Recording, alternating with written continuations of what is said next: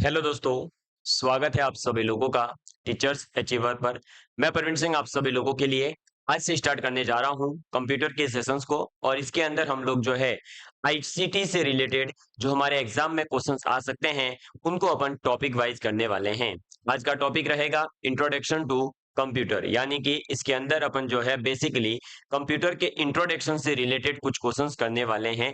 यानी हम ये समझने वाले हैं कि कंप्यूटर में क्या-क्या चीजें आती है, कंप्यूटर की विशेषताएं क्या हैं, यानी इसकी जो है प्रॉपर्टीज वगैरह क्या होती है, इसके पास में क्या-क्या कैरेक्टर्स होते हैं, ये सब चीजें अपन थोड़ा सा देखने वाले हैं। इंट्रोडक्शन टू कंप्यूटर के अंदर आपसे बहुत ही बेसिक क्वेश्चंस पूछे जाते हैं, इसलिए आपको यहाँ पर जितना बताया जाएगा कंप्यूटर की जनरेशंस वगैरह वो थोड़ा बहुत आपको पता रहेगा, तो आप इजीली एग्जाम में क्वेश्चन करके आ सकते हैं। ज्यादातर आपके एग्जाम के अंदर क्वेश्चन जो है वो MS Excel, PowerPoint, Word और नेटवर्क और इंटरनेट वाले जो टॉपिक हैं वहां से क्वेश्चंस आते हैं। जीयूआई बेस्ड क्वेश्चन जो है वो भी कम पूछे जाते हैं और इंट्रोडक्शन टू कंप्यूटर से भी क्वेश्चन कम आते हैं। ठीक है, लेकिन मैं आप लोगों को जो है कंप्लीट सभी टॉपिक्स के एमसीक्यूज करवाने वाला हूँ विथ एक्सप्लेनेशन, ताकि आप लोगों का एक ही क्वेश्चन से जो है और भी कई सारे क्वेश्चन तैयार हो जाए। ठीक है, चलिए देखिएगा। पहला क्वेश्चन है आप लोगों के सामने। वह इलेक्ट्रॉनिक डिवाइस जो डेटा को स्वीकार कर सकती है, डेटा प्रोसेस करती है तथा आउटपुट उत्पन्न करती है और परिणामों को भविष्य में प्रयोग के लिए स्टोर करती है, कहलाती है। The electronic device that can accept data, process it, generate output and stores the result for future use is called। तो ऐसी कोई मशीन का नाम बताइए या ऐसी मशीन को क्या कहेंगे जो डेटा को लेती है, उस पे प्रोसेसिंग करती है, फिर उसका आउटपुट देती है और जो आउटपुट आता है उसको सेव करने की भी कैपेसिटी है। तो बेसिकली यहाँ क्या हो रहा है, आप डेटा दे रहे हैं इनपुट में, फिर वो प्रोसेस हो रहा है और प्रोसेस होकर के आपका आउटपुट आ जाता है। ठीक है, और फिर उस आउटपुट को आप सेव भी कर सकते हैं। और ऐसी जो मशीन होती है जिसके अंदर ये सब होने वाला है, उस मशीन को कहते हैं कंप्यूटर। क्या कहते हैं? कंप्यूटर। कंप्यूटर का काम यही होता है, रॉ डेटा को लेना, उस पे प्रोसेसिंग करना और प्रोसेस करके उसको जो है एक मीनिंगफुल इंफॉर्मेशन में कन्वर्ट करने का काम होता है। इनपुट डिवाइसेस जो होते हैं वो डेटा को इनपुट करने का काम करते हैं। जो डेटा हमारे पास होता है उस डेटा को जब हम कंप्यूटर के अंदर भेजना चाहते हैं तो वो भेजने का काम कौन करेगा? इनपुट डिवाइसेस करती है। जैसे कि कीबोर्ड हो गया, माउस हो गया, है ना, ये माइक्रोफोन्स हो गए, ये सभी क्या है? इनपुट डिवाइसेस का काम करते हैं। उसके बाद में एक वर्ड आ रहा है सॉफ्टवेयर। सॉफ्टवेयर्स क्या होते हैं? तो सॉफ्टवेयर्स बेसिकली ऐसे ऐप होते हैं या ऐसी चीजें होती हैं जिन्हें आप आराम से जो है देख सकते हैं और लेकिन छू नहीं सकते। उनको टच करके आप अपनी फिजिकली टच करके अपने जेब में लेकर के नहीं घूम सकते हैं। इस प्रकार के जो भी हमारे पास में ऑपरे जो हमारे डिवाइसेस हैं उन सभी को अपन क्या कह देते हैं? तो उन सभी को कह देते हैं सॉफ्टवेयर्स। बेसिकली सॉफ्टवेयर्स का मीनिंग होता है एप्स। जितने भी ऐप हैं वो सभी सॉफ्टवेयर्स के अंदर ही आते हैं। आपने एमएस वर्ड देखा, एमएस एक्सेल, पावर पॉइंट, ये सब जो है क्या कहलाते हैं? ये सभी सॉफ्टवेयर्स कहलाते हैं। सॉफ्टवेयर्स तीन टाइप के होते हैं। एक होते हैं सिस्टम सॉफ्टवेयर, जिसका एग्जाम्पल है आपके पास में क्या? तो आपका ऑपरेटिंग सिस्टम। दूसरा जो हमारे पास में आते हैं वो कौन से आ जाते हैं? Application software. ठीक है, कौन से आते हैं? Application software. और तीसरे जो हमारे पास में आते हैं वो हमारे पास आ जाते हैं यूटिलिटी सॉफ्टवेयर। यूटिलिटी सॉफ्टवेयर मतलब कि वो सॉफ्टवेयर्स जिसे आप कंप्यूटर की स्पीड को बढ़ा सकें, कंप्यूटर की जो है आप रख रखाव कर सकें। यूटिलिटी यानी कंप्यूटर के यूटिलाइजेशन करने के लिए काम आते हैं। एप्लीकेशन सॉफ्टवेयर जिन सॉफ्टवेयर से अपन जो है कोई ना कोई काम करवाते हैं। जैसे एमएस वर्ड है, उससे अपन कुछ काम में लेने के लिए उसको यूज में लाया जाता है, उसका कुछ एप्लीकेशन है। अगर वो हमारे कंप्यूटर या लैपटॉप में नहीं भी है तो भी हमारा कंप्यूटर लैपटॉप काम करता है। ऐसे होते हैं एप्लीकेशन सॉफ्टवेयर। और सिस्टम सॉफ्टवेयर क्या होते हैं? तो ऑपरेटिंग सिस्टम्स जो है वो आपके सिस्टम सॉफ्टवेयर है। सिस्टम सॉफ्टवेयर मतलब लैपटॉप है, कीबोर्ड, आपका कंप्यूटर है, आपका पाम टॉप है, आपका लैपटॉप है, मोबाइल है, इन सभी के अंदर ऐसा एक सॉफ्टवेयर होता है जिससे ये सभी काम करते हैं। ऑपरेट करने का, इन डिवाइसेस को ऑपरेट करने का जो काम करता है वो कहलाते हैं सिस्टम सॉफ्टवेयर्स, ठीक है। फिर आते हैं हार्डवेयर। हार्डवेयर के अंदर आपके वो सभी जो है डिवाइसेस आ जाएगी जिनको आप फिजिकली टच कर सकते हैं। आप चाहें तो जेब में डाल करके भी घूम लेवे, जैसे ये माउस है, मेरी इच्छा कर गई ले लिया हाथ में, मैं जेब में डाल के घूम रहा हूँ, ठीक है। तो ये सब काम जो है इससे किया जा सकता है, किससे? हार्डवेयर से, ठीक है। हार्डवेयर मतलब आप वैसे भी समझ सकते हैं, ये बॉडी जो होगी इनकी वो हार्ड होगी, तो हार्डवेयर। सॉफ्टवेयर तो जो भी सॉफ्ट कॉपियां होती है, जैसे अब हमारे पास में देखो, ये रहा हमारा माइक्रोकॉम का, ये है गूगल क्रोम का, ये है हमारे पास देखो नोट का, ये दिस पीसी का, ये सब क्या है? ये सभी जो है सॉफ्टवेयर्स हैं। कैसे? Application softwares. इनको अगर जो है मैं चाहूं तो बाहर निकाल कर जेब में लेके नहीं घूम सकता। नेक्स्ट क्वेश्चन है, कंप्यूटर के आविष्कारक कौन है? Who is known as the inventor of a computer? तो कंप्यूटर का इन्वेंशन किसने किया था? कंप्यूटर का जो इन्वेंशन किया था या कंप्यूटर के जो आविष्कारक कहलाते हैं वो कहलाते हैं चार्ल्स बेबेज। किसको कहा जाता है? चार्ल्स बेबेज को कहा जाता है। ये जो चार्ल्स बेबेज हैं, यही वो शख्सियत है जिसने दो अलग अलग इंजन बनाए थे। एक बनाया था डिफरेंस इंजन, ठीक है। एक बनाया था डिफरेंस इंजन और एक बनाया था एनालिटिकल एनालिटिकल इंजन। और जो ये डिफरेंस इंजन और एनालिटिकल इंजन है, इसमें से जो एनालिटिकल इंजन था, यही हमारे आज के मॉडर्न जो कंप्यूटर्स आ रहे हैं उन सभी का बेस था। यानी इसी कंप्यूटर के बनने के बाद में मॉडर्न कंप्यूटर के बारे में सोचा भी जा सका, या प्रोग्रामेबल कंप्यूटर्स के बारे में सोचना कब पॉसिबल हुआ? तो जब हमने जो है एनालिटिकल इंजन को बना लिया था। इसी को बनाने के कारण चार्ल्स बेबेज को जो है कंप्यूटर का जन्मदाता या फादर ऑफ कंप्यूटर कहा जाता है, ठीक है। ये चीज आपको ध्यान रखनी है। कंप्यूटर का जो स्ट्रक्चर था वो तैयार करने वाले व्यक्ति कौन थे? जॉन वॉन न्यूमैन, जिन्होंने 1946 में किया था, ठीक है। तो कंप्यूटर का आर्किटेक्चर किसको कहा जाता है? Architecture of computer.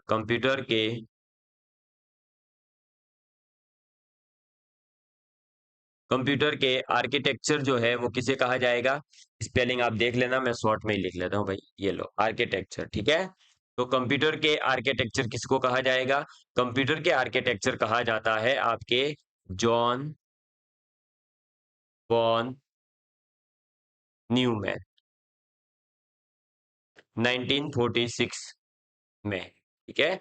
इन्होंने क्या करा था 1946 के अंदर, जो है कंप्यूटर के योगदान दिया था बहुत ज्यादा। और जो आधुनिक कंप्यूटर बन करके तैयार हुए हैं, उस आधुनिक कंप्यूटर का स्ट्रक्चर बनाने वाले थे जॉन वॉन न्यूमैन। और 1946 में जो है आपके आधुनिक कंप्यूटर बनकर तैयार हो गए।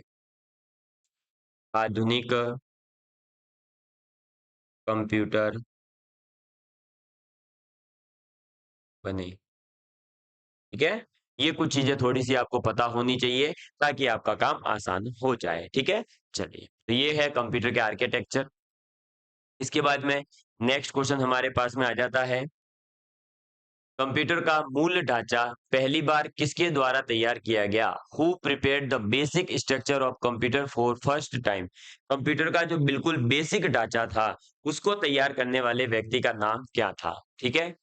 तो कंप्यूटर का जो बिल्कुल बेसिक ढांचा था उसको पहली बार जो तैयार करने वाले व्यक्ति थे, उनका नाम क्या है? तो अभी जस्ट पीछे बताया, जॉन वॉन न्यूमैन।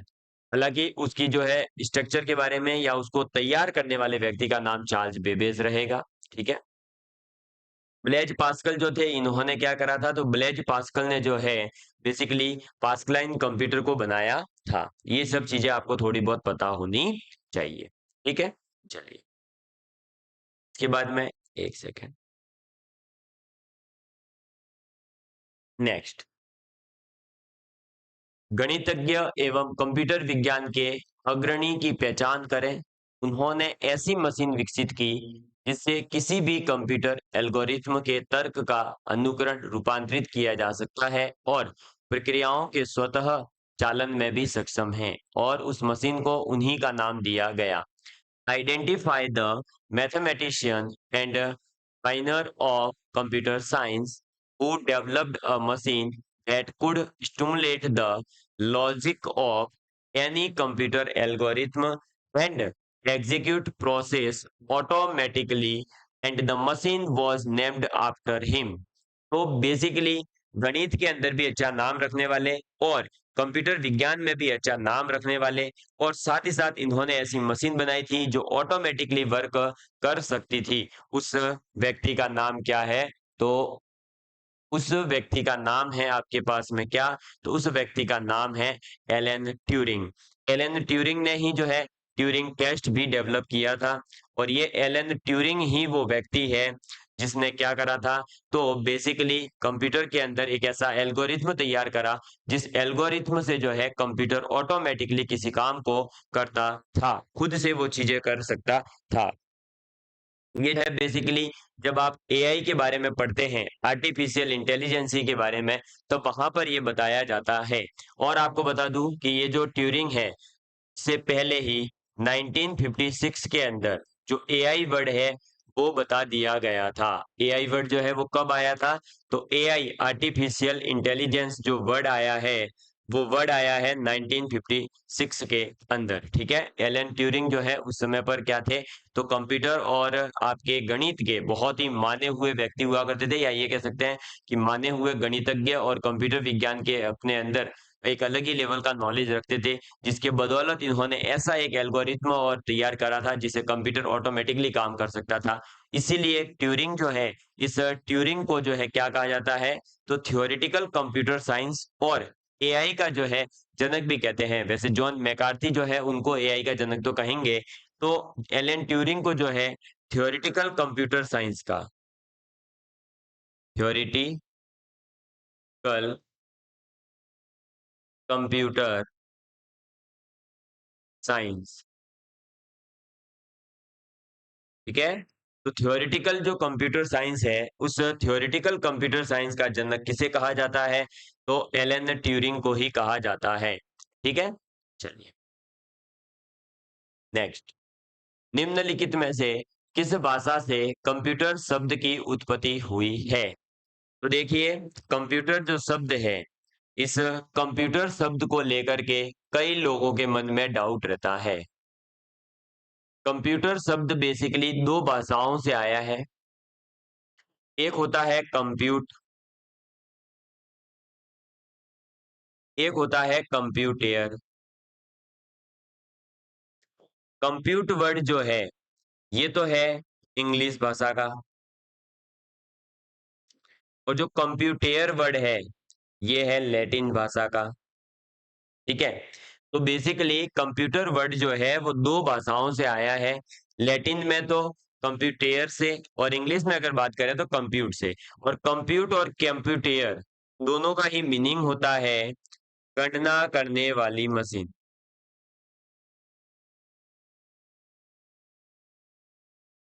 वाली मशीन, यानी कैलकुलेशन करने वाली जो मशीन होती है या कैलकुलेशन करने की जो प्रोसेस होती है उसको कहा जाता है कंप्यूटर। ठीक है, तो इसलिए आपको ध्यान होना चाहिए कि कंप्यूटर वर्ड जो है वो दो अलग अलग भाषाओं से आया है। अगर हम इंग्लिश के अकॉर्डिंग देखें तो कंप्यूट वर्ड से आया है जिसका मतलब होता है गणना करने वाला। कंप्यूटर जो है वो लैटिन भाषा का है। तो एग्जामिनर क्या करता है कि कई बार तो आपको दोनों भाषाएं ऑप्शन में दे करके पूछेगा, तो दोनों ही आपको टिक करके आने हैं कि हाँ ए और बी दोनों ही हैं। लेकिन अगर केवल एक भाषा ऑप्शन में दे रखी है तो जो दे रखी है वही आप टिक करके आएंगे। तो हमारे पास में अगर यहाँ देखें तो हमारे पास देखिए क्या है? फ्रेंच गलत, लैटिन यस सही है, जर्मन गलत, स्पेनिश गलत। ठीक है, तो हमें ये बात पता होनी चाहिए कि कंप्यूटर जो वर्ड है वो इंग्लिश के कंप्यूट और लैटिन के कंप्यूटर वर्ड से जो है आया है। ठीक है, चलिए इसके बाद में कंप्यूटर की विशेषता है द कैरेक्टरिस्टिक्स। ठीक है, the characteristic of a computer is, computer का कौन सा कैरेक्टर है इसमें से? तो देखिए, कंप्यूटर का एक्यूरेसी अच्छी होती है, हाँ। इसका यूज बहुत सारे अलग अलग फील्ड में होता है, यस। वर्सेटिलिटी भी है, और इसकी स्पीड भी फास्ट होती है। यानी चौथा ऑप्शन आंसर हो जाएगा, ऑल ऑफ द अबव। ठीक है। तो ये चीज तो हमें पता होनी ही चाहिए कि कंप्यूटर की क्या क्या विशेषताएं हैं, लेकिन इसके अलावा और भी बहुत सारी विशेषताएं हैं जिनके बारे में हमें पता होना चाहिए। जैसे कि अगर पूछा जाए कंप्यूटर प्रोसेसर की जो स्पीड होती है, ठीक है, क्या पूछ लिया जाए,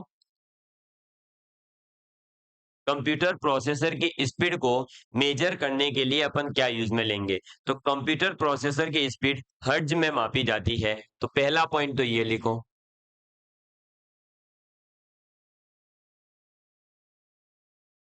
कंप्यूटर प्रोसेसर की स्पीड हर्ट्ज में मापते हैं, ठीक है। दूसरा पॉइंट आपको ध्यान रखना है क्या, तो सुपर कंप्यूटर की स्पीड, सुपर कंप्यूटर की स्पीड वो होती है फ्लॉप्स में, किसमें होती है, फ्लॉप्स में, ठीक है। तीसरा पॉइंट, कंप्यूटर की एक्यूरेसी अच्छी होती है, ठीक है, अच्छी बात है। यहाँ पर दे रखी है एक्यूरेसी, वर्सेटिलिटी और गति। इसके अलावा इसकी जो हमारे पास मेमोरी है, यादाश्त है, इसकी मेमोरी जो है वो कैसी होती है, तो मेमोरी जो है वो इनफाइनाइट होती है, और इनफाइनाइट के साथ साथ लॉन्ग टाइम के लिए, लॉन्ग टाइम, इनफाइनाइट मतलब कंप्यूटर की मेमोरी कोई फिक्स नहीं है कि 10 GB होगी, 15 GB होगी। आप जितनी मेमोरी उसमें बढ़ाते जाओगे, आप एक्सटर्नल हार्ड डिस्क वगैरह लगाकर इसकी मेमोरी को इंक्रीज कर सकते हो, इसलिए मैंने क्या लिखवाया, इनफाइनाइट, लॉन्ग टाइम होती है, ठीक है। आप जब तक हार्ड डिस्क को या कंप्यूटर को संभाल के रखेंगे, ये सब चीजें याद रखिएगा। कंप्यूटर का आईक्यू कितना होता है, 0 होता है। कंप्यूटर का आईक्यू कितना होता है, 0 होता है। एक चीज और बता दूं, कंप्यूटर से रिलेटेड 3 चीजें हैं, 0, 100%, ठीक है, 0, 100%, 0 और 100%, और एक आता है हमारे पास में इनफाइनाइट। क्या है इनका संबंध सर, तो देखो भाई, 0 तो इसका होता है आईक्यू, 100% इसकी होती है एक्यूरेसी, अगर आपने डेटा सही दिया है तो, और इनफाइनाइट होती है इसकी मेमोरी। ये 3 चीजें याद रखें, ठीक है। तो ये भी आपको जो है कई बार ऐसे क्वेश्चंस पूछे जाते हैं। इसके अलावा आईक्यू इसकी 0 है। आईक्यू के अलावा क्या याद रखना है, तो हमें यहाँ पर ध्यान रखना है कि ये जो है क्विकली डिसीजन लेता है, जल्दी ही जो है मैं निर्णय दे देता है। ऐसा नहीं है कि आराम से सोचेगा, नहीं, ऐसा कुछ भी नहीं है। और अगर प्रेजेंट के कंप्यूटर्स की स्पीड की बात की जाए, तो नैनो सेकेंड्स के अंदर है, बिल्कुल कितनी है, नैनो सेकेंड्स के अंदर है। इसके अलावा ये जो है, कोई भी आप इसे काम करवाते हैं, कोई भी फाइल इसमें सेव रखते हैं, अगर आपने उसके पासवर्ड रख रखे हैं, तो ये कंप्यूटर खुद जो है किसी को नहीं बताएगा, यानी ये खुद जो है आपकी जो भी फाइल है उनको सिक्योरिटी भी प्रोवाइड करवाता है, गोपनीयता प्रदान करता है, सिक्योरिटी, सीक्रेसी रखता है, ठीक है। चलो नेक्स्ट, कंप्यूटर के मुख्य कार्य क्या हैं? What are the main functions of a computer? Computer के मेन कार्य क्या है? इनपुट कलेक्ट करना, डेटा स्टोर करना, डेटा प्रोसेसिंग करना, या ऑल ऑफ द अबव। तो आपको पता है कि कंप्यूटर जो है वो क्या करता है, कंप्यूटर जो है बेसिकली, हाँ जी दोस्तों, बिल्कुल आप बढ़िया आंसर दे रहे हैं, बहुत बढ़िया है ना, आपके आंसर्स भी देख रहा हूँ भाई मैं। तो कंप्यूटर जो है बेसिकली क्या करता है, तो कंप्यूटर डेटा को इनपुट करता है, यस सर, तो ये तो है काम। फिर जो भी आपने आउटपुट आएगा, उस आउटपुट को स्टोर करने का काम भी करता है, यस सर, आउटपुट भी करता है, और उसके ऊपर प्रोसेसिंग भी यही करता है। तो तीनों तीनों सही है, इसका मतलब क्या हो गया, इसका मतलब हो गया ऑप्शन नंबर 4, उपयुक्त सभी, ऑल ऑफ दी अबव, ठीक है। तो इसके काम क्या है, देखो, डेटा को संकलन करना यानी इनपुट करना, इनपुट करने के बाद में उसको जो है क्या करना, अपने पास में स्टोर करना, स्टोर करने के बाद प्रोसेसिंग करना, प्रोसेसिंग के बाद में जो चौथा स्टेप आता है वो आ जाता है डेटा आउटपुट। डेटा आउटपुट का मतलब क्या है, ये जो भी आपने काम किया उस डेटा का फिर जो भी आउटपुट आएगा प्रोसेसिंग होने के बाद, वो आउटपुट भी ये बताता है कि लो भाई ये आपका आउटपुट है, ठीक है। ये चारों काम किसके होते हैं, कंप्यूटर के होते हैं। नेक्स्ट, शिक्षा में कंप्यूटर का प्रयोग किस रूप में किया जाता है? In education computers are used as. बताइए, एजुकेशन में कंप्यूटर को कैसे यूज में लिया जाता है? As a research tool, as a teaching learning machine, as a management tool, all of the above. तो बिल्कुल all of the above answer होगा, क्योंकि कंप्यूटर जो है आजकल मैनेजमेंट का काम तो पहले से ही करता आ रहा था, इसलिए इसमें तो कोई डाउट नहीं है।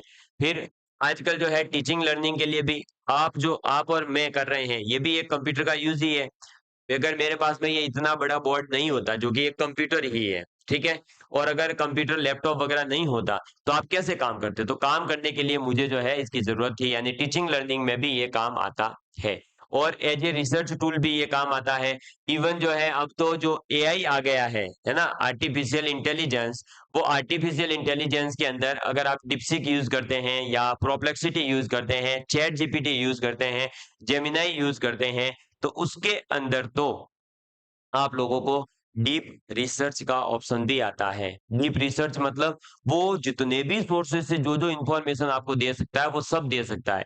इसीलिए कहा जा रहा है कि जो पीएचडी की थीसिस तैयार करने में 4-4 5-5 महीने निकल जाते थे, वो 4-5 महीने का काम तो एआई जो है मात्र 1-2 दिन के अंदर, आप अगर उसको प्रॉपर प्रॉम्प्ट वगैरह देते हैं और आप उससे जो है अलग-अलग डेटा कलेक्ट करते जाते हैं, तो वो जो थीसिस आपको 6 महीने लग रहे थे, वो 2 दिन के अंदर-अंदर एआई जो है आपको तैयार करके दे देगा, है ना? और आप सभी लोग देख भी रहे होंगे कि हाँ सर, ऐसा हो भी रहा है, ठीक है? इसके अलावा एआई जो है लगातार अपने यूजेस बढ़ाते जा रहा है। आप लोग अगर देख रहे होंगे तो बीच में जो है गिबली आया था। गिबली के बाद में अब जो है, अभी जो ट्रेंडिंग में चल रहा है, वो चल रहा है आपका 3D मॉडल वाला, है ना? कई लोगों ने देखा भी होगा, कई लोगों ने बनाया भी होगा। अगर 3D मॉड्यूल आप देखना चाहते हैं, 3D मॉडल कैसा बन रहा है एआई से, तो अभी जो है ये ट्रेंडिंग में चल रहा है। देखो आपको दिखा देता हूं मैं, है ना? ये देखिएगा। हाँ, एक सेकंड। ये देखिए, यहाँ से नहीं जाएगा। ओके, तो फिर गड़बड़ है भाई, बंद करो। अभी ये शो नहीं कर रहा है, अदरवाइज मैं आपको दिखाता। बढ़िया तरीके से जो है मेरा खुद का फोटो लेता है, कांच के ऊपर मेरे को खड़ा कर देता है, पीछे मेरे कंप्यूटर भी आ जाता है। और ये सब क्यों हो रहा है? ये सब एआई की हेल्प से हो रहा है। तो ऐसे जो है एआई का यूज तो आजकल हर जगह ही हो रहा है। तो कंप्यूटर का यूज जो है ये सभी में होगा। इसके अलावा कंप्यूटर क्या काम आता है? तो डेटा प्रोसेसिंग करने में काम आ रहा है, ठीक है? डेटा प्रोसेसिंग, यानी जो डेटा एनालिसिस वगैरह किया जा रहा है, डेटा साइंस है, डेटा इंजीनियरिंग है, उसके अंदर भी कंप्यूटर का ही यूज है। और क्या है? एक्सचेंज ऑफ इनपुट आउटपुट, या फिर ये कह सकते हैं एक्सचेंज ऑफ इंफॉर्मेशन भी करता है ये। एक्सचेंज ऑफ इंफॉर्मेशन, इंफॉर्मेशन जो भी है उसको आदान प्रदान करने का काम करता है।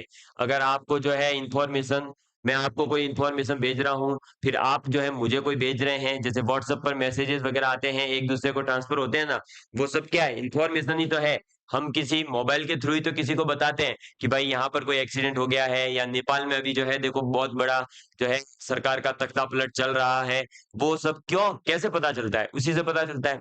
वहां के जो प्रधानमंत्री थे, अब तो जो है उन्होंने इस्तीफा दे दिया है, केपी ओली, उन्होंने जो है वहां पे बताया भी था भाई उन्होंने क्यों बैन किए थे उनको। वो इसीलिए बैन करना चाह रहे थे कि जो ये धीरे धीरे वहां पर जो है ये मुद्दा उठ रहा था कि भाई ये जो है बैन नहीं किए जाए भ्रष्टाचार के खिलाफ वगैरह। तो वहां पर जो है इनको बैन करने का कारण क्या था? बैन करने का कारण ही ये था कि अगर इनको बैन नहीं किया गया तो इन्फॉर्मेशन जो है लगातार एक दूसरे लोगों तक पहुंचती जाएगी, और लोग क्या कर जाएंगे, तो सबको पता चल जाएगा, और सबको पता चलेगा तो जो है उग्र एक क्रांति का रूप ले सकती है। और लेकिन वो तो बैन करने के बाद में भी ले ली, और ज्यादा उल्टा अब तो बढ़ गया आगे, है ना? तो ये सब चीजें कैसे होती है? ये इंफॉर्मेशन के एक्सचेंज से ही होती है। शिक्षा के क्षेत्र में तो अपन इसका यूज कर ही रहे हैं, एजुकेशन फील्ड में, ठीक है? और आजकल तो एजुकेशन भी कंप्यूटर से ही प्राप्त हो रही है, कंप्यूटर का तो बहुत ज्यादा उपयोग है। साइंटिफिक रिसर्च में हम इसका यूज कर सकते हैं, और इसका यूज होता है रेलवे एंड एरोप्लेन जो होते हैं, क्या? रेलवे और जो वायुयान है, ठीक है, एरोप्लेन। तो रेलवे और एरोप्लेन के लिए जो अगर आपको अपना रिजर्वेशन करवाना है, टिकट बुक करवानी है, तो वो भी किससे होता है? इसी से होता है। इसके अलावा और क्या यूज है सर? इसका यूज होता है बैंक के अंदर। एक्सेल तो सबसे ज्यादा काम में आता है बैंक में, मैंने आपको क्लासेस के अंदर बताया भी है कैसे जो है लोन के रिलेटेड पेमेंट वगैरह सब काउंट किया जा सकता है। डिफेंस के क्षेत्र में, रक्षा के क्षेत्र में इसका यूज हो रहा है। सातवां, मेडिकल फील्ड में, चिकित्सा क्षेत्र में, ठीक है, मेडिकल फील्ड में इसका बहुत ज्यादा यूज हो रहा है। अभी आपने थोड़े दिन पहले पढ़ा भी होगा कि भारत के एक राज्य गुजरात के अंदर अहमदाबाद में एक हॉस्पिटल के अंदर डॉक्टर जो है 15 फीट की डिस्टेंस पर बैठ करके मरीज का आराम से कंप्यूटर की हेल्प से और एआई की हेल्प से इलाज कर पाए थे। तो वहां सब जगह पर क्या यूज हो रहा है, कंप्यूटर ही हो रहा है। कोविड से रिलेटेड जो हमारे दवाइयां वगैरह बनाने के लिए रिसर्च हो रही है, या उसका जो कोविड का पूरा डेटा है, कई कैसे कैसे ये लोगों को परेशान कर रहा था, कैसे ये लोगों के शरीर में घुस रहा था, वो पूरा डेटा ही दवाई बनाने में भी काम आता है। तो वहां भी मेडिकल में ये काम में लिया गया। इसके अलावा और कहाँ यूज में आता है, कम्युनिकेशन के लिए, संचार के लिए। इसके अलावा स्पेस टेक्नोलॉजी में, स्पेस टेक्नोलॉजी, स्पेस टेक्नोलॉजी तो आप लोगों को पता ही होगा, है ना। अंतरिक्ष जो प्रौद्योगिकी है उसके बारे में देखें तो अपन, जो अभी हमारे जो है सुधांशु शुक्ला जो है, आपको पता होगा, अंतरिक्ष में गए थे, फिर वो वहां से फोटो वगैरह भेजते थे, है ना, और वहां से वापस आए। कम्युनिकेशन किससे करते थे, सब कुछ कंप्यूटर के थ्रू ही हो रहा था। वो गए भी एक जो है अंदर कंप्यूटर वगैरह लेकर के गए थे, और वो जो सैटेलाइट वगैरह उसकी लोकेशन वगैरह ट्रेस करने में भी हम कंप्यूटर का ही यूज करते हैं। ठीक है, हमें ये लगता है कि हमारे पास में कंप्यूटर, उसमें एमएस वर्ड काम करता है, इसका मतलब वही नहीं, नहीं, इनके सब जगह काम आते हैं। इनका यूज आजकल प्रकाशन के अंदर भी होता है, पब्लिकेशन के अंदर, कि बुक पब्लिश की जाती है, उसका कवर वगैरह सब यहीं से तैयार होते हैं। उसके बाद में और नेक्स्ट अपने पास में क्या आता है, तो डिजिटल लाइब्रेरीज आजकल बनती जा रही है ना। डिजिटल लाइब्रेरी, डिजिटल लाइब्रेरी जो बन रही है वो क्या होती है, तो ऑनलाइन आप एक लॉगिन करिए, आपके सामने हजारों किताब आपकी जो है पीडीएफ फॉर्मेट में अवेलेबल है, आप उनको पढ़िए और उनको यूज कर सकते हैं। इसके बाद में आप इसका मनोरंजन, एंटरटेनमेंट के लिए यूज कर सकते हैं।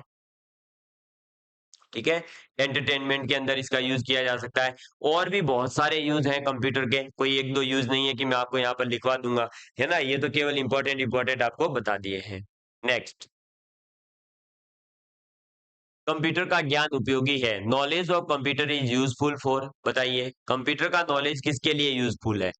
For workers, for travellers, for teachers और फॉर ऑल द अबव, बिल्कुल सभी के लिए। क्यों, आजकल जो है कंप्यूटर को एक यूज तो हो नहीं रहा, सभी के लिए ये काम का है। जो श्रमिक है, जो वर्कर है, उस वर्कर के लिए भी कंप्यूटर काम का है। कैसे सर, आज आपको पता होगा कोई बिल्डिंग वगैरह बनाई जा रही है, तो उसके जो है नक्शा वगैरह जो तैयार किया जाता है, वो सब भी हम किसकी हेल्प से तैयार करते हैं, कंप्यूटर की हेल्प से ही तैयार कर रहे हैं। वहां पर जो है आजकल काम करने के लिए भी अलग अलग मशीन आती है, वो सब मशीनें भी कंप्यूटर बेस्ड होती है, तो वर्कर को भी कंप्यूटर का नॉलेज होना चाहिए।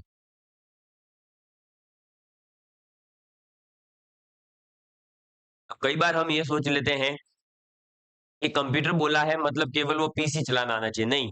अगर आपको मोबाइल चलाना आ रहा है तो वो भी एक कंप्यूटर का छोटा रूप है, और वो आपको आना चाहिए। अगर आपको कंप्यूटर चलाना नहीं आता है और आप कहीं पर ट्रैवल के लिए निकल गए, तो मान लीजिए आप ट्रैवल के लिए निकल तो गए हैं दोस्तों, लेकिन जैसे ही आप ट्रैवल के लिए निकलेंगे, तो फिर क्या होगा, आपको मान लो कि पता लगाना है कि बॉम्बे से सूरत का रास्ता कौन सा है, तो आप जीपीएस यूज करेंगे। अब अगर आपको जीपीएस यूज करना नहीं आता, आप नहीं पहुंच सकते। तो ये सभी के लिए इंपॉर्टेंट है, टीचर के लिए तो आज कंप्यूटर सबसे ज्यादा इंपॉर्टेंट है ना। ये देख लो, सब हो ही रहा है कंप्यूटर की हेल्प से काम, वरना तो आपको मैं पढ़ा ही नहीं पाता, है ना। और बड़ी अच्छी बात ये है कि आप लोगों को ये नहीं पता है कि मैं कहाँ से क्लास ले रहा हूँ, और मुझे ये नहीं पता है कि आप सभी लोग कहाँ कहाँ रहते हैं, क्या क्या करते हैं, किसकी पढ़ाई करते हैं। मुझे बस इतना पता है कि आप सभी लोग चंडीगढ़ का ये एग्जाम देने वाले हैं, इसके अलावा मुझे कुछ पता ही नहीं है। या हो सकता है कि ये जो है कंप्यूटर की क्लासेस आप किसी और अदर एग्जाम के लिए भी देख रहे होंगे, क्योंकि कंप्यूटर का सिलेबस लगभग सेम रहता है, क्वेश्चन का पैटर्न भी सेम रहता है। इसके बाद में, विश्व के प्रथम सुपर कंप्यूटर का निर्माण किसने किया, who built the world's first supercomputer, पूरे वर्ल्ड का सबसे पहला जो सुपर कंप्यूटर बनाया था वो किसने बनाया, तो वो बनाया था आपके सीआरसी ने। किसने बनाया, सीआरसी ने। देखिए, सीआरसी की अगर मैं बात करूं तो ये क्या है, और इस सुपर कंप्यूटर की पूरी कहानी समझ लेते हैं। सबसे पहले बात आती है 1964 की, कब की बात आती है, 1964 की। 1964 के अंदर क्या होता है कि अमेरिका के अंदर एक जो है कंपनी होती है, कंट्रोल डेटा कॉर्पोरेशन के नाम से। किस नाम से होती है, कंट्रोल डेटा कॉर्पोरेशन के नाम से। 1964 में सीडीसी, कंट्रोल डेटा कॉर्पोरेशन। यहां पर एक व्यक्ति काम करते हैं जिनका नाम होता है तैमूर करे। क्या नाम होता है? सैमूर करे नाम होता है। ये जो सैमूर करे हैं, ये यहाँ पर रह करके एक जो है सुपर कंप्यूटर बनाते हैं। क्या बनाते हैं? सुपर कंप्यूटर बनाते हैं, जिसका नाम होता है सीडीसी 6400। लेकिन दोस्तों बात ये होती है कि सीडीसी 6400 जो है सही तरीके से इतना ज्यादा सक्सेसफुल नहीं हो पाता है, और उससे जो सीडीसी कंपनी है, कंट्रोल डेटा कॉर्पोरेशन, जो अमेरिका की कंपनी है, ये जो है सैमूर करे पे इतना ज्यादा खुश नहीं होती है। सीधी सी बात है, अगर कोई एम्प्लॉय किसी कंपनी के लिए ज्यादा अच्छा काम नहीं कर सके, या उस जितना इन्वेस्टमेंट हो उससे ज्यादा रिटर्न नहीं आए, तो फिर उससे क्या होगा? नाराज होंगे, उनको थोड़ा सा मजा नहीं आएगा। उनको जब मजा नहीं आया तो सैमूर करे ने बोला, ठीक है भाई, मैं सीडीसी छोड़ता हूँ।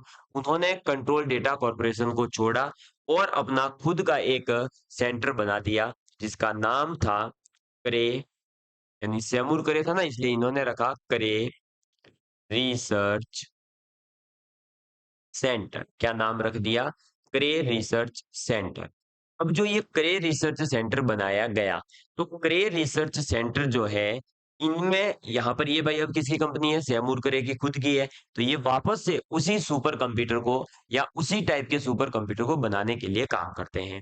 और ये जब सुपर कंप्यूटर के लिए काम करते हैं, तो दोस्तों देखते ही देखते, देखो बंदे ने कम मेहनत तो करी नहीं होगी, बहुत ज्यादा मेहनत करी है, बड़ा दिमाग लगाया था, लेकिन सुपर कंप्यूटर फेमस नहीं हो पाया सीडीसी 6400। उसमें उसकी कोई गलती नहीं है, क्योंकि हमारे हाथ में क्या है? कर्म की या फल की चिंता मत कर, श्री कृष्ण ने भी कहा है भगवत गीता में। तो सीधी सी बात है, इन्होंने मेहनत करी लेकिन फल नहीं मिला। लेकिन वो मेहनत कभी भी जो है आपके दोस्तों कभी भी फेल नहीं जाती, वो मेहनत काम आती है। और वो मेहनत इनके काम आई 1976 में, जब इन्होंने अपने खुद के सेंटर पर बनाया क्या? एक सुपर कंप्यूटर, क्रे फर्स्ट। क्या बनाया? क्रे फर्स्ट। क्रे फर्स्ट के नाम से इन्होंने एक सुपर कंप्यूटर बनाया, और बड़ी अच्छी बात यह है कि दुनिया में ये फेमस हो गया, सक्सेसफुल रहा।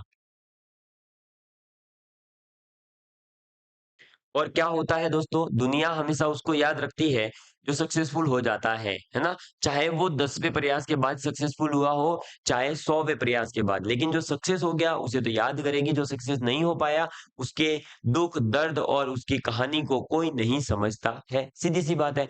तो सीडीसी जो 6400 था, वो बेचारा पहले बना था, लेकिन ये इतना सक्सेसफुल नहीं रहा, इसलिए इसको सब भूल गए। और क्रे रिसर्च सेंटर में बनने वाला 1976 का क्रे फर्स्ट जो है, पूरी दुनिया का पहला सक्सेसफुल क्या था? सुपर कंप्यूटर था। अब जब ये सक्सेसफुल हुआ दोस्तों, तो इसके बाद में ने अब सैमूर क्रे साहब ने इसको सक्सेसफुल कर दिया। तो इसके बाद में क्या हुआ कि अमेरिका ने ये बना दिया, लेकिन बाद में भारत वालों की भी नींद खुल ली।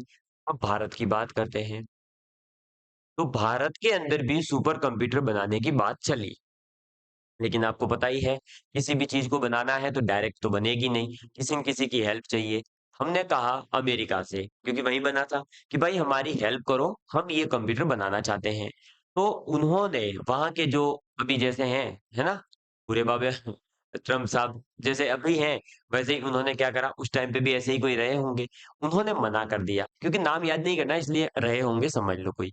उन्होंने मना कर दिया कि नहीं, भारत को सुपर कंप्यूटर की टेक्नोलॉजी डिलीवर नहीं की जाए। और हर कंपनी को कह दिया, जो भी सुपर कंप्यूटर के फील्ड में काम कर रही थी, कि कोई भी भारत को सुपर कंप्यूटर की डिलीवरी नहीं देगा। इसके ऊपर पूरी तरह से रिस्ट्रिक्शन है, प्रतिबंध लगा दिया। जैसे ही प्रतिबंध लगाए, जैसे आज की तारीख में टैरिफ लगाया है, वैसे ही जब उस टाइम पर रिस्ट्रिक्शन लगा दिया, तो भारत ने कहा ठीक है भाई, तुम हेल्प नहीं करोगे, तो हम जो है, तुम्हारा जो प्लान है, अमेरिका का प्लान यही था कि भारत सुपर कंप्यूटर नहीं बना सके, तो हमने ये कहा कि हम तुम्हारे प्रोग्राम को, तुम्हारे प्लान को क्या करके रहेंगे? फ्लॉप करके रहेंगे। और इसीलिए सुपर कंप्यूटर की जो स्पीड की यूनिट है, वो क्या है? फ्लॉप्स है। ऐसे करके याद रखना है। दोस्तों यहाँ क्या हुआ, मैंने बताया कि भाई भारत को मना कर दिया अमेरिका ने। जैसे ही अमेरिका ने मना करा, तो भारत ने अपना दिमाग लगाया और एक सेंटर बना डाला, सीडेक सेंटर। सीडेक सेंटर मतलब कि centre for advance computing, sorry, advance centre for development of advance computing, ये बना दिया सीडेक कहां पर, 1988 के अंदर पुणे में। कहां बनाया, पुणे के अंदर 1988 के अंदर सीडेक सेंटर बनाया, जिसकी फुल फॉर्म क्या है लिख लेना आप, फुल फॉर्म ये पूछी जा सकती है तो, centre for develop develop development of advance computing. ठीक है, centre for development of advance computing, advance computing के डेवलपमेंट के लिए ये सेंटर बनाया था 1988 के अंदर।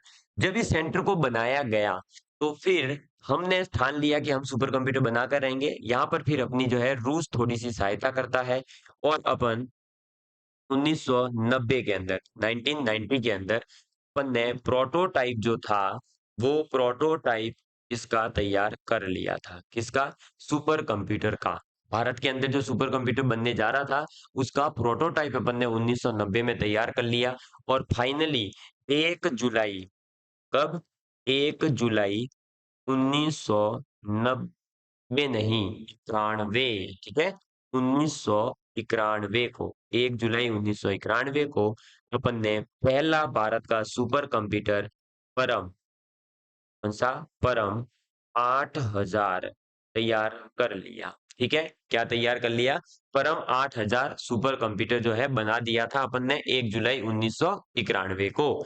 इसमें ध्यान रखना, इसको बनाने वाले व्यक्ति का नाम जो है बहुत ज्यादा इंपॉर्टेंट है। वो कौन थे, डॉक्टर विजय रंग, विजय रंग पांडुकर, पांडुकर, डॉक्टर विजय पांडुरंग, सॉरी पांडुरंग, विजय पांडुरंग, डॉक्टर विजय पांडुरंग भटकर। ठीक है, तो ये इनका नाम था, जिन्होंने जो है इस पहले सुपर कंप्यूटर के डेवलपमेंट में बहुत योगदान दिया था।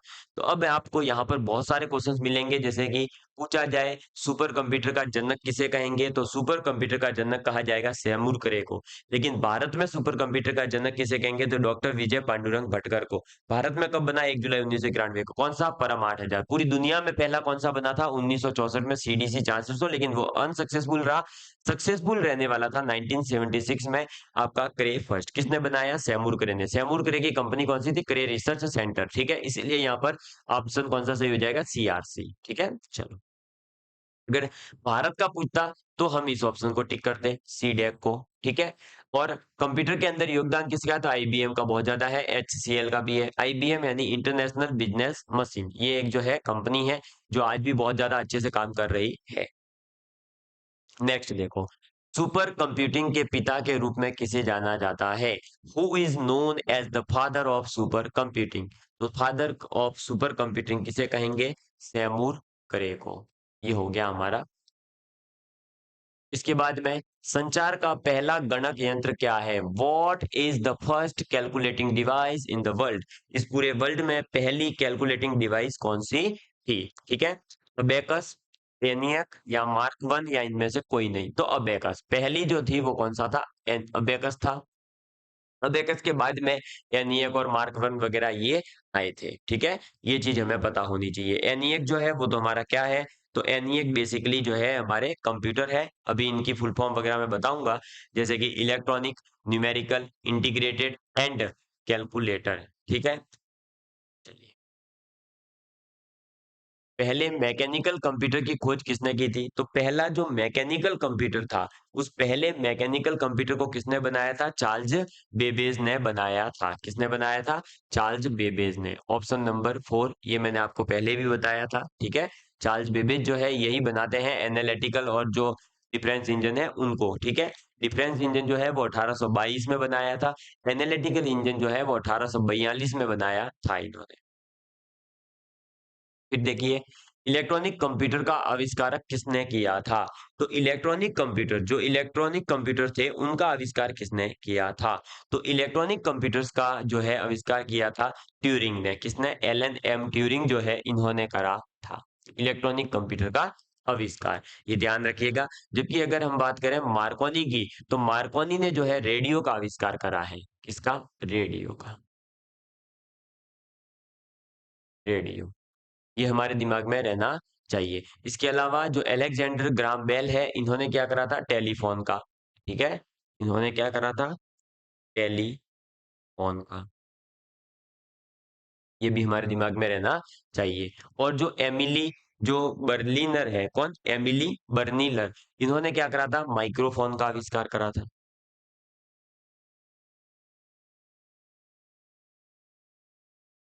माइक्रोफोन। ठीक है, चलिए नेक्स्ट देखिए। प्रथम पीढ़ी के कंप्यूटर में प्रयुक्त होता था। कंप्यूटर की कितनी जनरेशन है, पहले हमें ये पता होना चाहिए। तो कंप्यूटर की जनरेशन है टोटल 5 जनरेशन। कितनी है? 5।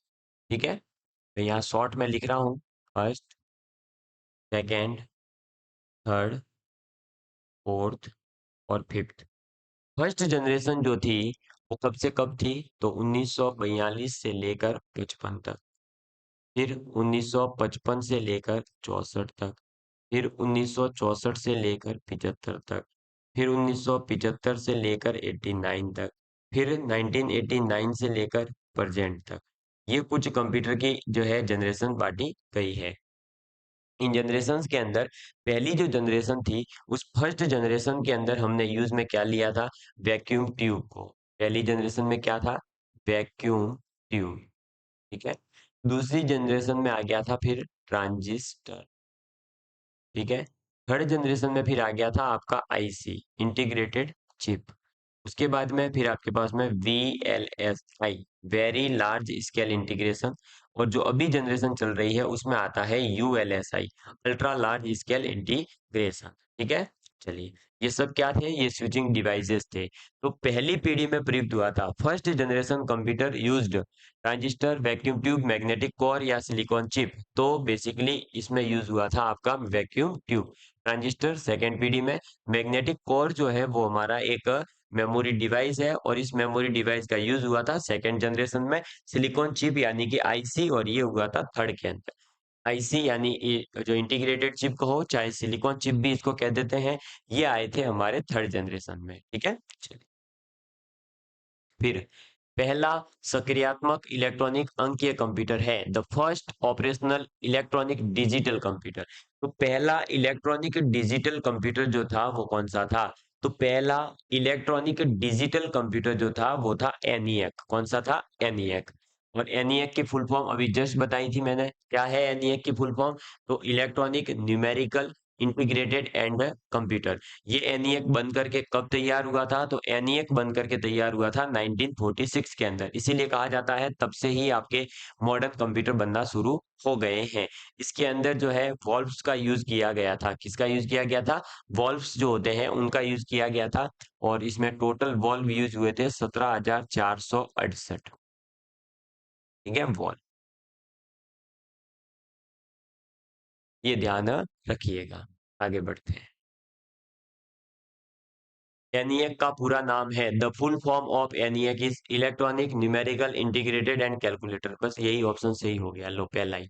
अदरवाइज आगे भी चेक करते। तो एनिएक जो है ये आपका पहला इलेक्ट्रॉनिक और सक्रियात्मक कंप्यूटर था, एक्टिव कंप्यूटर था। इसकी फुल फॉर्म जो है आप लोगों को याद होनी चाहिए, अच्छे से पूछी जा सकती है। ठीक है, इसलिए चलिए नेक्स्ट है। प्रथम इलेक्ट्रॉनिक डिजिटल कंप्यूटर में निम्नलिखित में से क्या था? The first electronic digital computer used. पहला जो डिजिटल कंप्यूटर था उसमें क्या यूज हुआ था? तो पहले डिजिटल कंप्यूटर्स के अंदर क्या यूज होता था? वैक्यूम ट्यूब यूज होती थी। ये अभी जस्ट ही बताया है। ठीक है, ये आपको पता होना चाहिए। इसका टाइम पीरियड क्या था? 1942 से 55 के बीच। इसके एग्जाम्पल क्या क्या है? तो एनईएक हो गया, यूनिवेक हो गया, IBM की सीरीज हो गई, मार्क 1 वगैरह। वो सब जो है फर्स्ट जनरेशन के कंप्यूटर थे। कंप्यूटर साक्षरता दिवस कब मनाया जाता है? कंप्यूटर साक्षरता दिवस जो है कब मनाया जाता है? कंप्यूटर लिटरेसी डे कब मनाया जाता है? कंप्यूटर लिटरेसी डे मनाया जाता है 2 दिसंबर को, ठीक है? इसमें भी आपको कुछ चीजें याद रखनी है। मैं ये याद रखना है कि आपका था national institute of information technology, ये एक आपका कंपनी है। इस कंपनी की 20वीं वर्षगांठ पर, कौन सी 20वीं वर्षगांठ यानी 20th एनिवर्सरी पर जो है ये कंप्यूटर लिटरेसी डे को स्टार्ट किया गया। कब से स्टार्ट किया गया? 2001 से। क्योंकि ये जो है 2000 के अंदर इसको 20 साल हो रहे थे पूरे एनआईआईटी को, इसलिए उसी के उपलक्ष्य में उसको याद रखने के लिए लोगों के सामने कंप्यूटर की लिटरेसी हो, लोगों को कंप्यूटर की थोड़ी बहुत समझ हो, लोगों को पता हो कि कंप्यूटर क्या होता है, इसके लिए जो है 2 दिसंबर को हर साल हम क्या मनाते हैं? कंप्यूटर लिटरेसी डे मनाते हैं। ठीक है, ये हमें पता होना चाहिए। नेक्स्ट क्वेश्चन, प्रथम भारतीय स्वदेशी माइक्रो प्रोसेसर कौन सा है? Which is the first Indian यानी कि इंडिजियस यानी कि स्वदेशी माइक्रो प्रोसेसर? भारत का पहला जो माइक्रो प्रोसेसर जो कि अपना स्वदेशी है वो है आपका कौन सा? तो वो है शक्ति। इस शक्ति को बनाने का काम किसने किया था? आईआईटी मद्रास ने। ठीक है, आईआईटी एम मद्रास है, एम फॉर मद्रास, मुंबई में समझ लेना। आईआईटी वैसे आईआईटी बॉम्बे है वो, ठीक है, आईआईटी मुंबई नहीं है। आईआईटी मद्रास जो है उसने पहला माइक्रो प्रोसेसर जो कि था कौन सा? शक्ति, इसको बनाने का काम किया था। और अभी जस्ट आपने नाम सुना होगा, भारत ने एक और माइक्रो प्रोसेसर बनाया है 32 बिट्स का, विक्रम, तो वो करंट में है इसलिए दिमाग में रखना। ठीक है, विक्रम, विक्रम के नाम से है माइक्रो प्रोसेसर।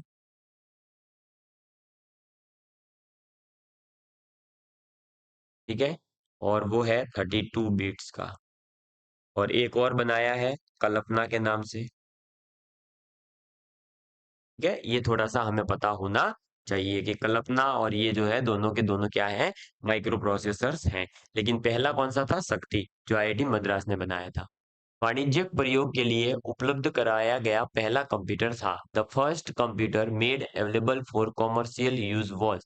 कॉमर्शियल यूज के लिए जो पहला कंप्यूटर अपन ने यूज किया था वो था यूनिवैक। कौन सा था? यूनिवैक, ये हमें पता होना चाहिए। ठीक है, चलिए, ये यूनिवैक जो है पहला बेसिकली कंप्यूटर है जिसको अपन ने किसके लिए यूज लिया? तो किसी भी कॉमर्शियल यूज के लिए, यानी लोगों को बेच सकते थे उसके लिए। और इसका यूज जो है अमेरिका के अंदर जो जनगणना की गई थी, सेंसस की गई थी, तब 1951 के अंदर जो है ये यूज में आया था। ठीक है, इस कंप्यूटर को बाद में जो जनरल पावर कॉर्पोरेशन थी उसके द्वारा इसको डेवलप किया गया था। ये चीज हमें पता होनी चाहिए। फिर द्वितीय पीढ़ी के कंप्यूटर विकसित किए गए थे। तो अभी जस्ट मैंने बताया फर्स्ट पीढ़ी है 1942 से लेकर 55। तो या तो अब आपके पास 1955 होगा या 1956 होगा। वहां से लेकर 64 65 तक जो है ये सेकंड पीढ़ी थी। तो 49 से 55 गलत हो गया। 55 से 65, हाँ ये लगभग है। 65 से 70 गलत हो गया, ये थर्ड जनरेशन थी।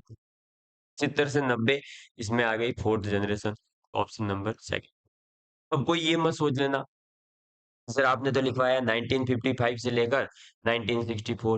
अरे भाई इसमें एक दो वर्ष है ना ऊपर नीचे हो सकते हैं, आपको याद रह जाए इसलिए मैंने 1942 से सीक्वेंस को फॉलो करते हुए 1989 तक रखा है। ठीक है, मैंने जो आपको लिखवाया वो यही लिखवाया है।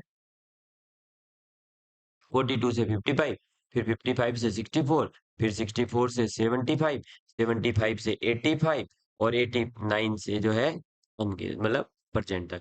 तो ये ऐसे है क्योंकि देखो 55 55 याद आ जाएगा, 64 75 89 ऐसे, तो ये सीक्वेंस याद हो जाए इसके लिए आपको ये लिखवाया है। ऐसा नहीं है कि एग्जैक्ट यही होगा। एक दो वर्ष जो है एग्जामिनर जरूर ऊपर नीचे करता है ताकि स्टूडेंट को कंफ्यूजन हो और वो गलत करके आ जाए। तो आपको ऐसा टेंशन नहीं लेना है कि नहीं यही एग्जैक्ट कहीं मिलेगा तो ही टिक करूंगा, नहीं, एक दो वर्ष ऊपर नीचे मिल सकता है। फिर देखिए द्वितीय पीढ़ी के कंप्यूटर में प्रयोग हुआ। Second generation computers used, second generation के जो कंप्यूटर्स थे उनके अंदर ट्रांजिस्टर का यूज हुआ था। Vacuum tube first generation, IC third generation. ठीक है, ये बात आपको पता होनी चाहिए। तो सेकेंड जनरेशन के लिए क्या यूज किया था हमने? तो सेकेंड जनरेशन के लिए हमने यूज किया था हमारे ट्रांजिस्टर्स को। नेक्स्ट क्वेश्चन हमारे पास, चौथी पीढ़ी के जो कंप्यूटर है उनके निर्माण में क्या प्रयोग किया गया? तो अभी जस्ट बता दिया है, चौथी पीढ़ी के कंप्यूटर में जो अपन ने यूज़ लिया था, वो थे हमारे पास में क्या? तो बेसिकली थे very large scale integration. Very large scale integration का मतलब ही ये है दोस्तों कि बहुत ही जो है आपके जितने भी बड़े-बड़े इंस्ट्रूमेंट हैं, उनको बहुत ज़्यादा छोटा बना दिया। लार्ज स्केल इंटीग्रेशन जो है यहाँ पर यूज़ हुआ था। यानी कि माइक्रो कैपेसिटर्स अपन उनको कह सकते हैं। तो सूक्ष्म संधारित्र जो है उनका यूज़ किया गया था। ये बात आपको पता होनी चाहिए। ये कब यूज़ किए गए थे? 4th जनरेशन में। 4th जनरेशन का टाइम क्या है? 1975 से 89 के बीच में, ठीक है? इस समय पर जो है अपन क्या यूज़ करते थे? तो वेरी लार्ज स्केल इंटीग्रेशन, फिर 5वीं पीढ़ी में अपन ने यूएलएसआई यानी अल्ट्रा लार्ज स्केल इंटीग्रेशन को यूज़ करना शुरू कर दिया था।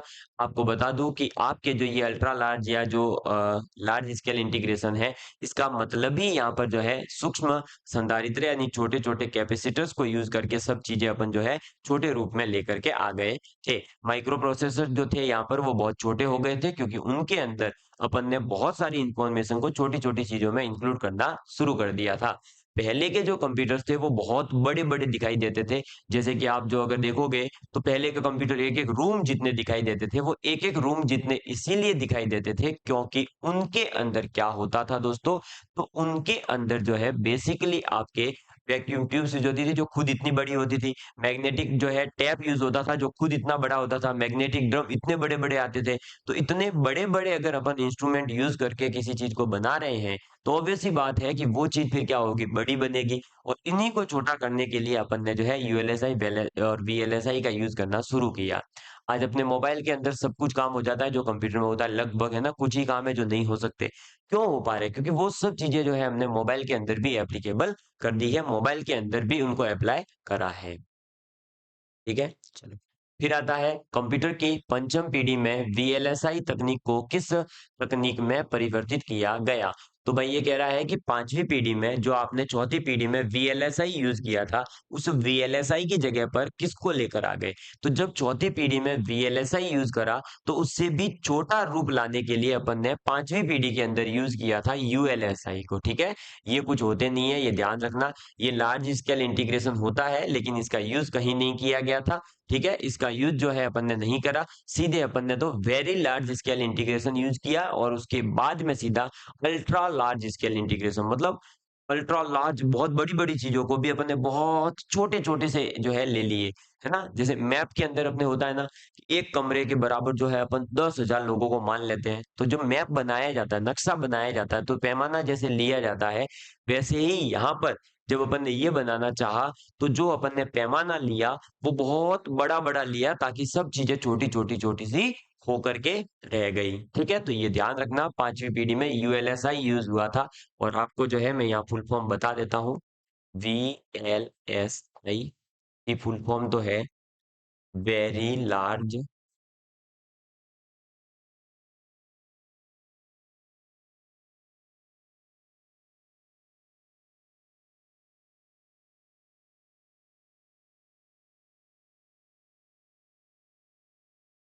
ठीक है?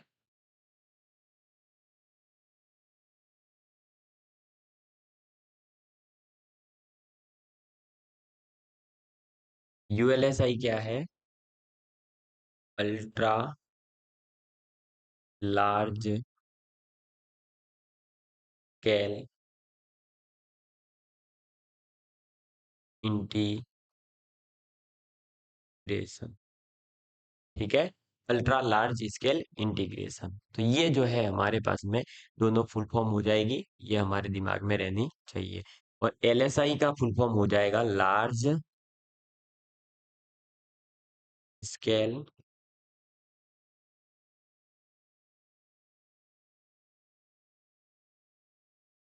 इंटीग्रेशन। ठीक है? ये केएलएसआई, सीएलएसआई जो है अपने पास में कुछ है नहीं। अब अगर आपसे पूछ लिया जाए कि प्रेज़ेंट टाइम पर आज के ज़माने में आप कौन-सा जो है आप यूज़ कर रहे हैं कंप्यूटर के अंदर स्विचिंग डिवाइस, तो अभी प्रेज़ेंट के अंदर जो कंप्यूटर में यूज़ हो रहे हैं, वो हो रहे हैं ये, ठीक है? तो वर्तमान में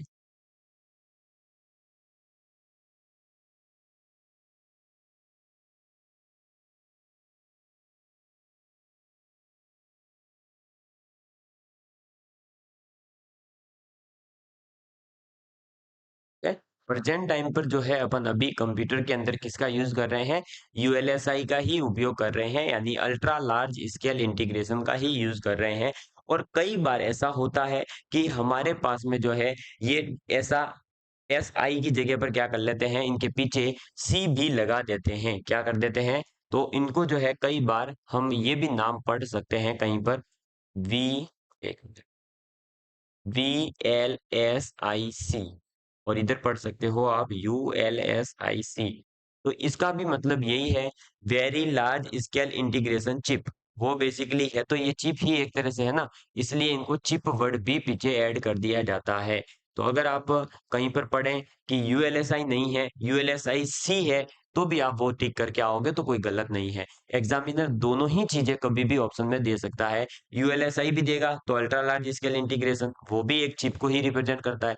और अगर ऐसा दे दे कि यूएलएसएसआईसी, तो आप समझ जाना ultra large scale integration chip कह रहा है, तो वो सी का मतलब यहाँ पर चिप ही होता है। ये चीज हमारे दिमाग में रहनी चाहिए, इसको लेकर के कंफ्यूजन नहीं होना है, या इसको लेकर डर के कहीं क्वेश्चन गलत करके मत आ जाना, बस है ना। इस चीज का ध्यान रखना दोस्तों। तो मुझे उम्मीद है कि आप लोगों को जो है आज के ये बढ़िया से क्वेश्चन समझ में आ गए होंगे, और इंट्रोडक्शन टू कंप्यूटर का एक ओवरव्यू मिल चुका होगा कि हमें कंप्यूटर के इंट्रोडक्शन से किस-किस प्रकार की क्या-क्या चीजें पूछी जा सकती है। अगर आप लोगों को ये वीडियो अच्छा लगा है तो प्लीज अपने दोस्तों के साथ में शेयर करिएगा, लाइक करिएगा, और इसके अंदर जो है आप अपने दोस्तों को शेयर करते हुए ये भी बताइएगा कि भाई आप जो है जल्दी से टीचर्स अचीवर के साथ में जुड़े, और आगे के टॉपिक्स के लिए भी आप जो है कमेंट कर सकते हैं। ठीक है? चलिए, तो एक बार इस वीडियो को अच्छे से देख लीजिएगा पूरा, और इसके नोट्स भी ज़रूर बनाइएगा।